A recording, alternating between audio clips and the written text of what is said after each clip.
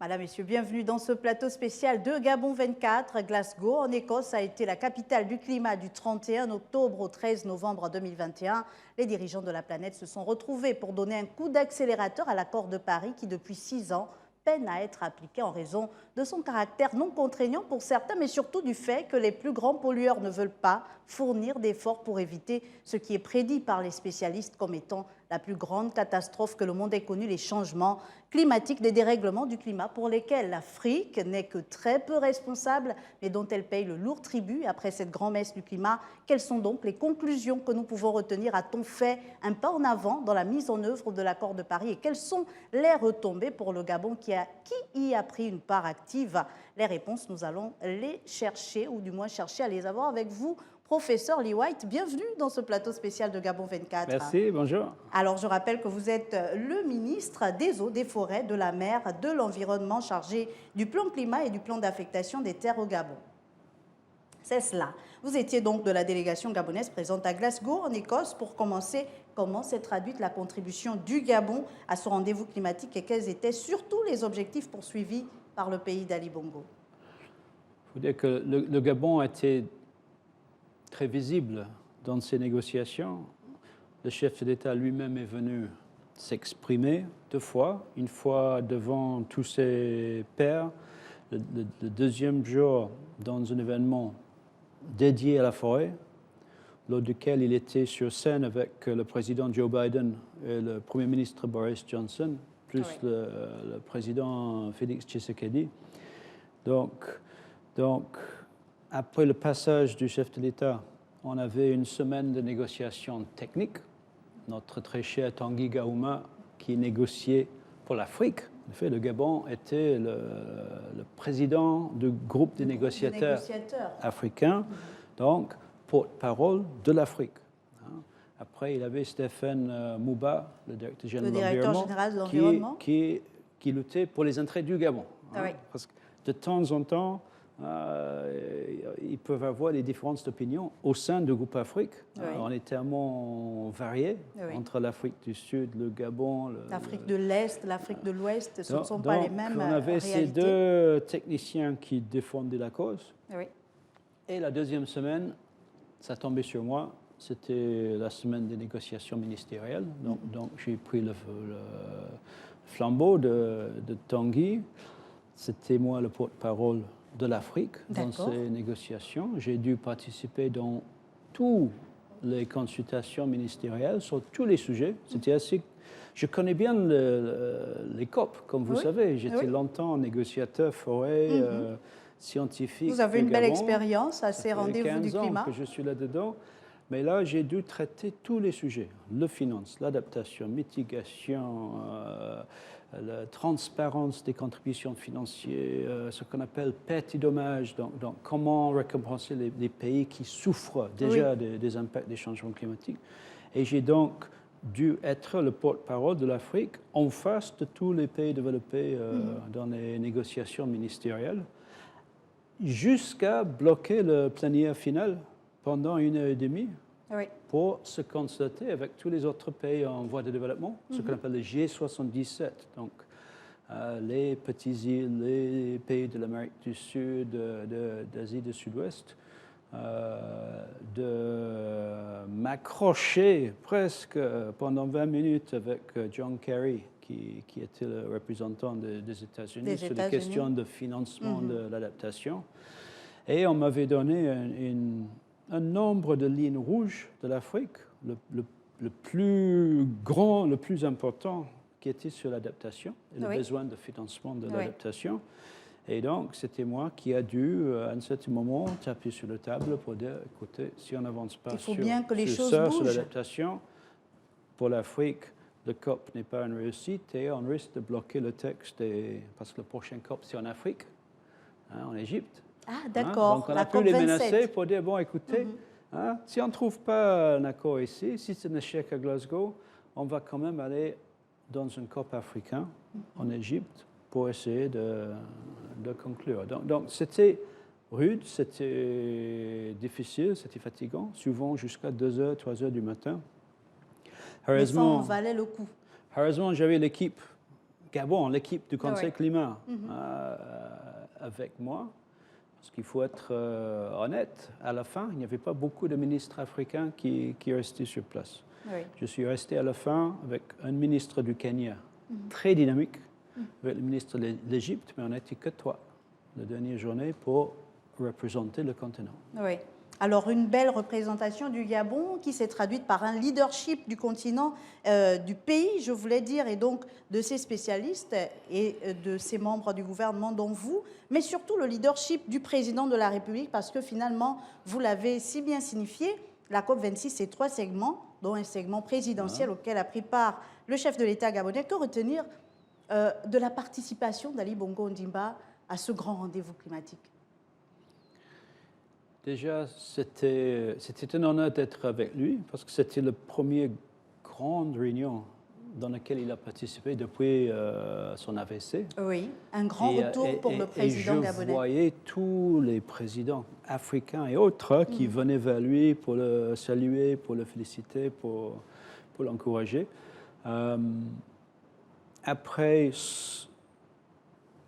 le voix d'Ali Bongo Ondimba sur les questions de climat porte. Il a suivi ces questions depuis Copenhague, même avant d'être président, avec le travail qu'il a fait avec le prince Charles. Son leadership est reconnu à l'international. Tout le monde sait que Ali Bongo connaît le sujet et amène le continent africain avec lui. Il est encore le champion pour l'initiative africaine sur l'adaptation. Il a été le Gabon a été le premier à contribuer. Exact, seul pays africain jusqu'à-là qui a contribué. On continue à suivre cette initiative. Donc l'effet qu'on lui a mis sur scène avec le président Biden et avec Boris Johnson, qui était le patron du COP. De la COP, oui. On peut interpréter très facilement le message. Le Gabon est le pays, je l'ai déjà dit ici, le pays peut-être le plus positif pour le climat au monde. On absorbe beaucoup de CO2 chaque année. On est le pays dans le bassin de Congo qui a su maîtriser sa déforestation, qui a su développer l'huile de palme de G16 sans détruire la forêt, sans déforester, sans détruire la biodiversité. La forêt, c'est et encore ces plus de efforts 80% sont du reconnus. territoire. Et le fait que le président de la République débarquait à Glasgow avec sa loi sur les changements climatiques, une loi qui est une des premières lois conformes à l'accord de Paris, qui sort dans le monde, il a de nouveau renforcé sa réputation et son statut de leader sur ces questions. Climatiques en Afrique. Donc, c'est assez facile, comme vous êtes aligné derrière Ali Bongo Ondimba, de faire porter votre voix dans les négociations parce que les gens savent à qui vous allez appeler si ça bloque et si il faut une intervention au plus haut niveau. Finalement, Monsieur le Ministre, après plus d'une quinzaine de jours à discuter sur ces questions climatiques, qu'est-ce que l'on retient de cette COP26? Quelles sont les principales conclusions? On me demande souvent, est-ce que c'était un succès? Est-ce que c'était un échec? Parce qu'on l'a vu, après la COP25, vous étiez un peu sceptique. Est-ce que c'est le cas après Glasgow? COP25, on est resté bloqué sur les questions, on n'a pas avancé, on avait l'impression même de rétro-pédaler, d'aller en arrière. Donc c'était très, très important dans le COP26 de boucler le travail pour la mise en œuvre de Paris. Donc, première question, est-ce que, oui ou non, on a bouclé ce travail? Est-ce qu'on a bouclé ce travail? La réponse est oui. Au forceps. D'accord. Pas au dernier jour, mais l'après-dernier jour. On a fini 28 heures après le fin prévu. Quand même. À 22 heures le samedi soir, plutôt qu'à 18 heures le vendredi. On avait un accord sur la table qui réglait toutes les questions qui restaient en suspens, mais pas des compromis. Tout le monde a dû faire des compromis. Donc on peut demander à l'Afrique, au Gabon, aux États-Unis, à l'Union européenne, est-ce que vous êtes à 100% satisfait? Tout le monde va dire non. Tout le monde va même dire qu'ils ont donné plus qu'ils attendaient, plus de concessions qu'ils attendaient. Comme j'ai dit, le dernier jour, j'ai passé 20 minutes nez à nez avec John Kerry pour régler un problème entre les États-Unis et l'Afrique. Lui disait, quand il est venu à Glasgow, il n'a jamais imaginé de contribuer autant de financement pour l'adaptation. Et au dernier moment, il s'est engagé à doubler son financement pour l'adaptation. Donc lui, il a dit, on n'a jamais pensé à ça. Moi, j'ai contredit. J'ai dit, OK, vous vous êtes engagé à financer l'adaptation, mais c'est un engagement sur l'honneur, volontaire, ce n'est pas contraignant. Donc, on a vu tellement de... Est-ce que finalement le problème de la mise en œuvre depuis 6 ans de l'accord de Paris n'a pas été ce caractère non contraignant? Il faut dire, Paris devient contraignant de faire à mesure que les pays ont ratifié l'accord de Paris. Le problème, c'est que c'était comme un accord cadre. Oui. Après un accord cadre, il faut définir les règles. Donc, on avait un accord, un peu vague. On s'accorde de réduire les émissions. OK? Mais sans rien préciser. Comment on va faire? Ah, là, on a un accord d'augmenter le financement sur le climat. OK? Comment on fait? Comment on fait? Qui paie quoi? Comment suivre la mise en œuvre? Quelle est la transparence? Donc, Glasgow, ce n'est pas très excitant. L'accord de Paris, c'était la grande victoire. Un accord historique, symbolique. Mais Glasgow, c'est maintenant ce qui va nous permettre de mettre en œuvre Paris. Le plan d'action. Donc, on a bouclé, disons, toutes les règles, le manuel de procédure de Paris. On s'est accordé là-dessus. Et là-dedans, on a vu, si on voit le côté positif, on a vu un programme de travail sur l'adaptation. L'adaptation pour l'Afrique, c'est le sujet le plus important. Le plus important, oui. Parce que, si on est franc, le Gabon est béni, on aura toujours la pluie en MP sur l'équateur. Mais il y a beaucoup de pays en Afrique où le climat, c'est une question de vie et de mort. Oui. On voit déjà les enfants qui meurent de soif, de faim. Donc, nous sommes, comme vous avez si bien dit, le continent qui a le moins contribué à ces problèmes, qui est le plus touché par des problèmes. Et si on ne gère pas la question de réduction des émissions, ça va devenir de plus en plus grave. Donc, adaptation pour l'Afrique, c'était le ligne rouge que le continent m'a donné. Si on quitte Paris sans un accord sur comment on va travailler sur l'adaptation, c'est un échec. Parce que ça fait 6 ans qu'on essaie de trouver cet accord. Donc, on a trouvé l'accord sur l'adaptation. On l'a trouvé le vendredi. Donc l'avant-dernière journée, dans le texte, la facilitation britannique, ils ont mis le programme de travail qui commence dès janvier. D'accord, 2022. Qui va nous amener vers faire un point sur l'adaptation en Égypte. Un accord, pas contraignant, mais un accord volontaire. Est-ce qu'on ne risque pas de retomber dans les mêmes travers? Oui, de doubler les financements pour l'adaptation. En plus, donc, le programme de travail, c'était le plus important. Après, c'était le financement climat.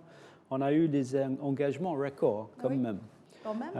Maintenant, on a notamment les États-Unis qui doublent. On a vu 16 milliards de dollars juste pour la forêt. On parle des centaines de milliards de dollars, pas seulement le 100 milliards de dollars qu'on va mettre, les pays développés vont mettre directement, mais tous les investissements et d'autres contributions qu'on va voir.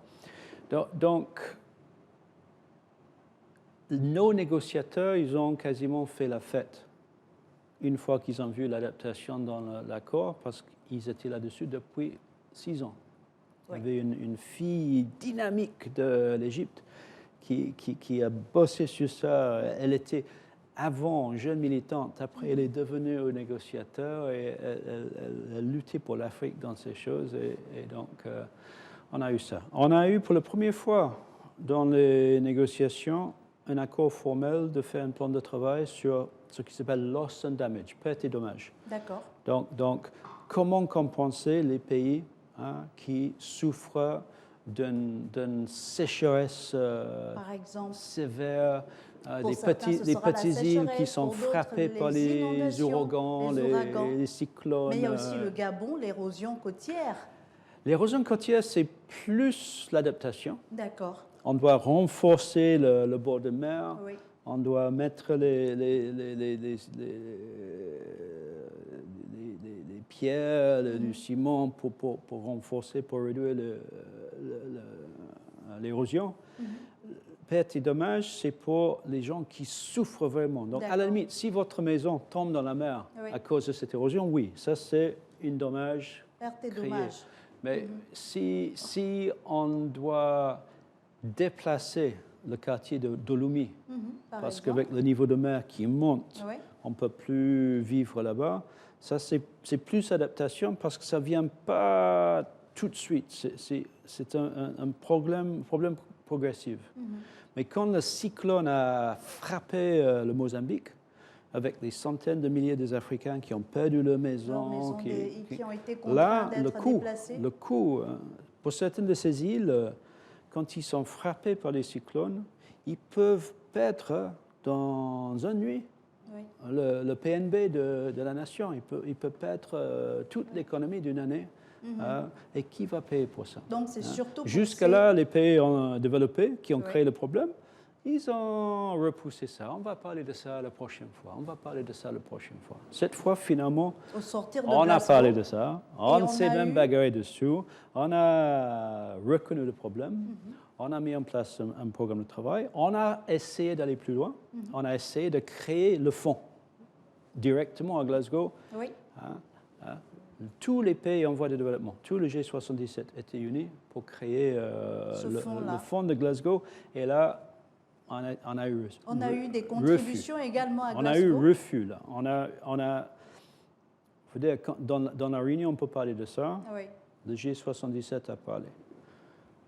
Les pays d'Amérique du Sud ont parlé. Les petites îles ont parlé. Tous les pays en voie de développement et tous les pays développés sont restés muets. Moi, j'ai regardé. Je devais parler pour l'Afrique.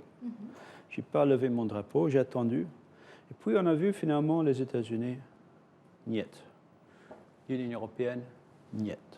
Australie, niet. J'ai pris la parole pour dire, écoutez, on pensait qu'on était déjà d'accord et qu'on allait avancer ensemble. Je suis vraiment déçu de voir qu'il y a eu vraiment une malcompréhension entre les techniciens et maintenant les politiciens qui disent niet. Donc, on a eu un petit échec là, mais on a quand même ce programme de travail sur perte et dommages et les pays développés qui ont enfin reconnu leur responsabilité pour ces questions. De perte et dommages. Et on va commencer. Et qui vont échelonner le financement sur un temps de combien d'années est-ce qu'on peut espérer d'ici l'année prochaine, d'ici 2025? À Copenhague, le chef de l'État était là quand on a arraché la première promesse de 100 milliards de dollars. À Paris, on était là, les chefs de l'État sont passés au début, nous on était là à la fin. À la fin, on a eu dans l'accord de Paris 100 milliards de dollars par an à partir de 2020. Et justement, vous parlez de ces 100 milliards de dollars, vous allez certainement poursuivre avec ces pertes et dommages, mais 100 milliards qui représentent ce fonds d'adaptation et où le Gabon est concerné par ce fonds d'adaptation? Le 100 milliards, c'est pour tout. C'est pour mitigation, adaptation, c'est un panier. C'est ce que les pays développés engagent à mettre sur les changements climatiques pour financer les pays en voie de développement. Aujourd'hui, au sortir de Glasgow, est-ce qu'on a ces 100 milliards de dollars on a eu un audit, pas fait par la Convention climat, mais fait par la présidence britannique. En 2021, on voit à peu près 80 milliards, donc on n'est pas à 100 milliards. En 2022, on peut espérer 95 milliards, donc on n'est pas à 100 milliards. Ah ouais. C'est en 2023 qu'on va arriver à 100 milliards. On a quand même un engagement sur les 5 ans. 21, 2, 3, 4, 5. Le moyen va arriver à 100 milliards 100 par milliards. an. Maintenant, encore une fois, souvent dans ces choses, on discute, OK, vous avez promis de mettre tant, mais où est la transparence? Oui. Comment savoir qui a donné quoi? Qui donne quoi? Et finalement, Comment savoir, est-ce que c'est vraiment des dons ou est-ce que ce sont des les prêts? prêts? Parce qu'il y a certaines contributions à ce fonds qui sont déguisées en dons, mais qui sont en effet les prêts. Pourquoi est-ce que le Gabon doit prêter de l'argent pour mettre un barrage pour passer à l'énergie renouvelable? Pourquoi le Gabon va prêter de l'argent? On peut prêter au secteur privé, mais il ne faut Mais pas ça qu'on doit voit... être défini, professeur, dans la mise en œuvre, finalement, ce que vous avez édicté au niveau de Glasgow. Oui, et on a arraché un accord Oui. pour mettre la transparence. C'est un mot qu'on aime bien. Quand on parle de mitigation, quand on parle de réduire les émissions, on aime bien le mot transparence. Quand on veut voir les contributions des pays développés, contributions financières, le mot transparence, je ne sais pas pourquoi, mais on l'aime moins bien. Hein. Finalement, est-ce que le Gabon peut espérer gagner quelque chose de cette manne financière? La réponse courte, c'est oui. Comment elle sera répartie? Est-ce que le Gabon aura Le problème que j'ai souvent, beaucoup de monde me demande, Oui. vous êtes rentré avec combien de milliards? Ah oui. Quelles sont les retombées Vous êtes finalement pour le pays de rentré cette COP26? Avec combien de finances? Et c'est vrai qu'on veut générer de finances, mais le fondamental de cet accord, c'est de sauver des vies. Ah oui.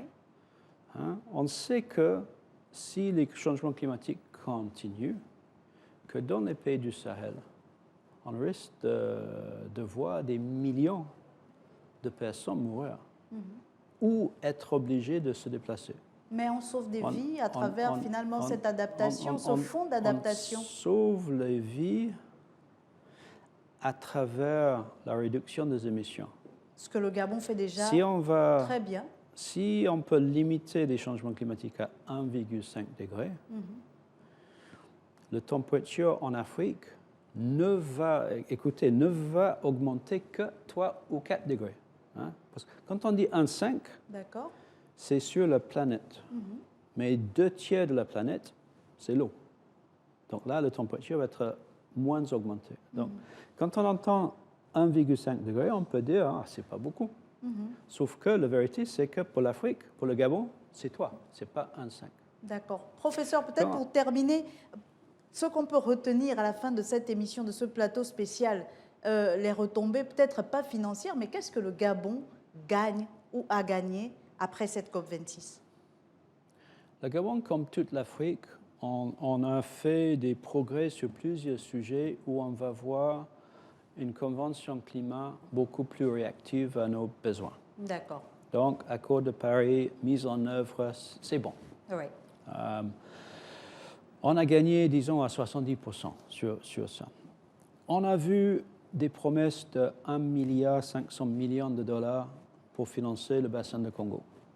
D'accord. Forêt. Donc, on n'a pas encore les détails, combien en RDC, combien au Gabon, Congo, mais plusieurs de ces bailleurs de fonds, que c'est les États-Unis, que c'est la Grande-Bretagne, que c'est la France, que c'est la Norvège, apprécient beaucoup ce qu'on fait. Avec notre loi climat, on est en train de mettre en place un marché de carbone au Gabon.